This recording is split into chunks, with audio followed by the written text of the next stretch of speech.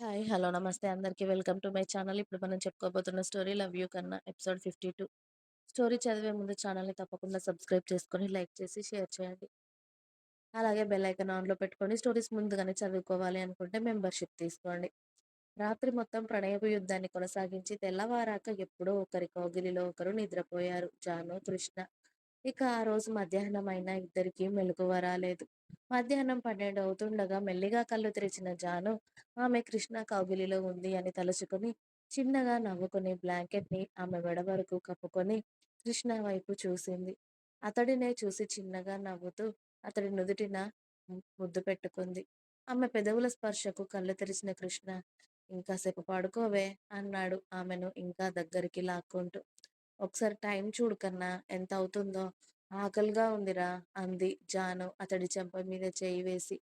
అప్పుడే కృష్ణ టైం చూసి కృష్ణ మెల్లిగా లేచి కూర్చొని జానుకి చేయి అందించాడు.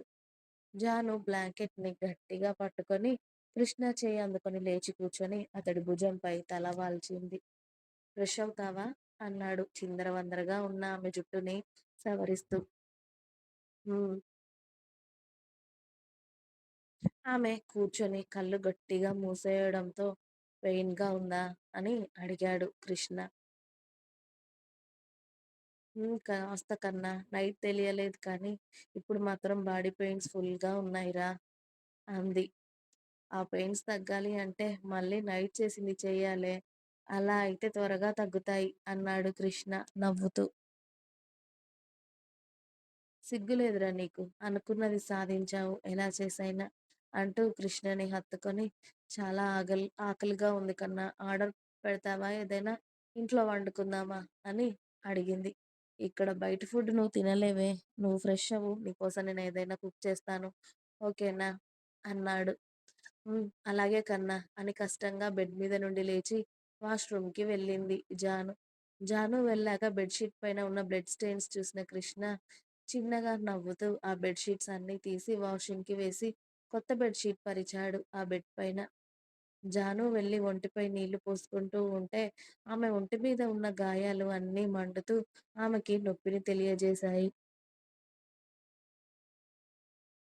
ఆ నొప్పిని కూడా ఇష్టంగా భరించి ఆమె స్నానం పూర్తి చేసుకొని బయటకి వచ్చింది.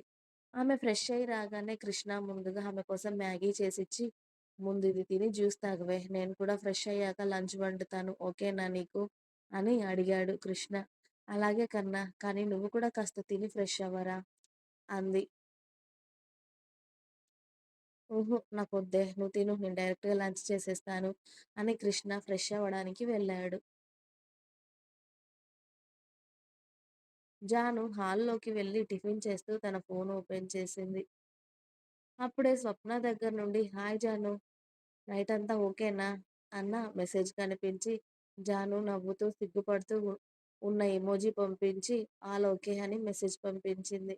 అప్పుడే కృష్ణ టవల్‌తో ఫేస్ తుడుచుకుంటూ వచ్చి, "ఏంటే నీలో నువ్వే నవ్వుకుంటున్నావని?" అడిగాడు. "ఊహూ ఏం లేదు" అంది జాను సిగ్గుపడుతూ. "ఎందుకే ఆ సిగ్గు?" అని కృష్ణ వచ్చి జానుని హగ్ చేసుకొని, నైట్ లైట్ ఆఫ్ చెయ్యని గోల చేశావు కాబట్టి నీ అందాలు అన్నీ సగం సగమే కనిపించాయి నాకు. ఇప్పుడు కూడా ఆకలి అన్నావు కాబట్టి వదిలా.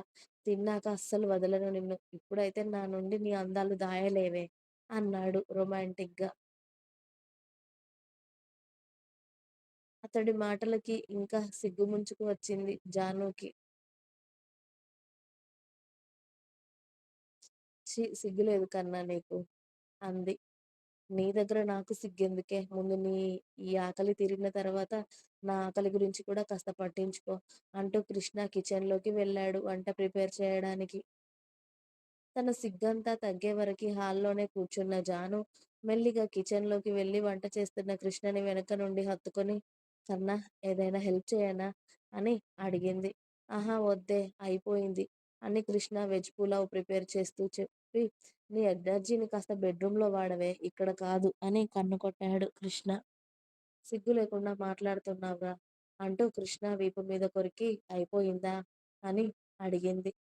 ఇంకో 5 మినిట్స్ అంతే అంటూ కృష్ణ జాను వైపుకి తిరిగి ఆమె నుదుటికి అతడి నుదురు ఆనించి ఆమె నడుము చుట్టూ చేయి వేసి పట్టుకొని మీ వాళ్ళెవరైనా ఫోను చేశారా? అని అడిగాడు. చేయలే. నేను వచ్చే ముందే చెప్పాను. అక్కడ సిగ్నల్స్ సరిగ్గా ఉండవు. నేనే కాల్ చేస్తాను. మీరు చేయకండి అని చెప్పాను లేరా! అందుకే ఎవరు కాల్ చేయలేదు. పైగా సిరి వెళ్ళిన లొకేషన్ దగ్గర కొన్ని ఫోటోస్ పంపింది నాకు. నేనవే స్టేటస్‌గా పెట్టాను ఫోటోస్. సో, నేనక్కడే ఉన్నాననుకుంటారు మా వాళ్ళు. హ్మ్. ఓకే. అంటూ కృష్ణ స్టవ్ ఆఫ్ చేసి, పద తిందువు గాని అంటూ ఒకే ప్లేట్‌లో ఫుడ్ పెట్టుకొచ్చి జానుకి అతడే తినిపించాడు.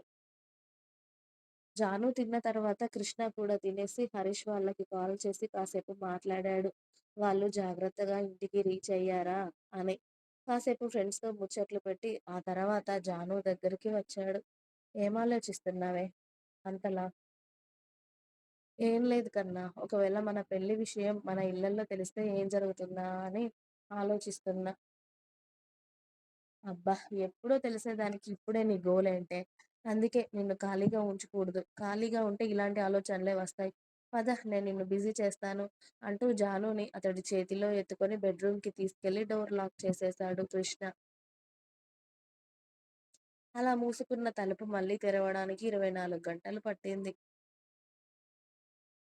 కృష్ణనే కోపంగా చూస్తూ ఉన్న జానుని చూసి కృష్ణ ఎందుకే ఆ కోపం అలా చూస్తున్నావు అని నవ్వాడు అతడు ఫ్రెష్ అయి వచ్చి. సిగ్గు లేకపోతే సరి ఎందుకురా ఇంకా నీకు నవ్వొస్తుంది? వన్ డే మొత్తం ఆకలి దాహం ఏది వద్దా? ఇంకా చంపేస్తావా నన్ను? అని పిల్లో తీసి కృష్ణ మీదికి విసిరింది జాను కోపంగా. తినడానికి నాకు నువ్వున్నావు కదే ఇంకా ఎందుకు ఆకలవుతుంది? సిగ్గు లేకుండా తయారవుతున్నావు దొంగ సచ్చినోడా! అనుకుంటూ మెల్లిగా బెడ్ మీద నుండి లేవడానికి ప్రయత్నించింది. కానీ తన వల్ల అవ్వక కృష్ణ వైపు వేడి చూపులు విసిరింది.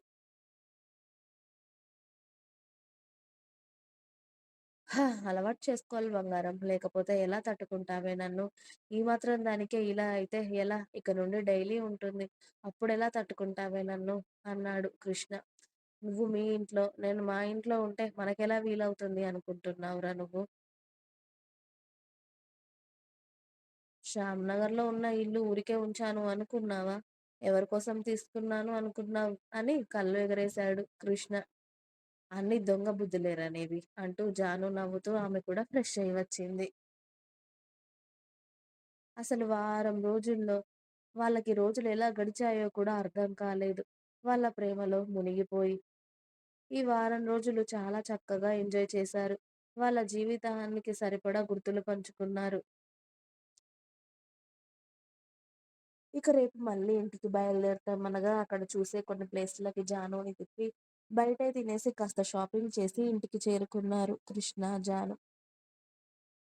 తెల్లవారితే ఇంటికి చేరుకుంటే మళ్ళీ ఇద్దరూ దూరం దూరంగా ఉండాలి అన్న విషయం గుర్తుకు వచ్చిన జాను చాలా బాధగా కూర్చుంది. రేపు వెళ్ళడం కోసం వాళ్ళిద్దరి లగేజ్ అంతా బ్యాగ్‌లలో సర్దుతున్న కృష్ణ ఆమెను అలా చూసి, లగేజ్ అంతా సర్దడం అయిపోయాక బ్యాగులన్నీ ఓ పక్కన పెట్టి ఆమె పక్కన వెళ్లి కూర్చొని ఆమెని అతడి ఒడిలో కూర్చోబెట్టుకున్నాడు. "జాను ఏమైందే అలా ఉన్నావు?" అని అడిగాడు కృష్ణ.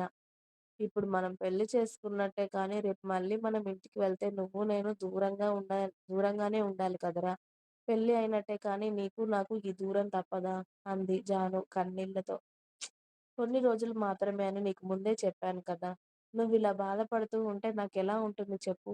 నన్ను ఇంకా డౌన్ చేస్తావా? లేకపోతే నువ్వే నాకు ధైర్యం చెప్తావా? నువ్విలా ఏడుస్తూ ఉంటే నాకేమైనా బావుంటుందా?" అన్నాడు కృష్ణ ఆమె కన్నీళ్లు తుడుస్తూ.